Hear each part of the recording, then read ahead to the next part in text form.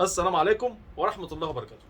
برج الحمل يوم 18 و19 الثلاثاء والأربعاء يوم 18 و19 شهر يوليو 2023.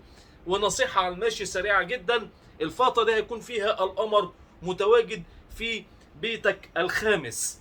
الفترة حلوة، الفترة كويسة، فترة فيها بداية رائعة في علاقات. استغلوا الطاقة اللي هتكون عندكم في ممكن فكرة مشروع جديد.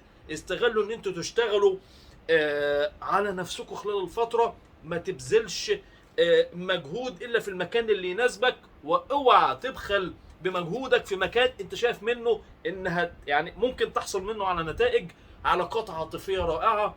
يوم او يومين من افضل الايام اللي ممكن تقابلكم يوم الثلاث والاربع. استغلوه، ده نصيحة كده على الماشي. اللي عايز يعمل اي حاجة يعملها، اللي نفسه بحاجة يطبقها. يومين حلوين جدا وبشرة خير، واستغلوا اليومين دول، وببشركم بامر الله بخير ليكم.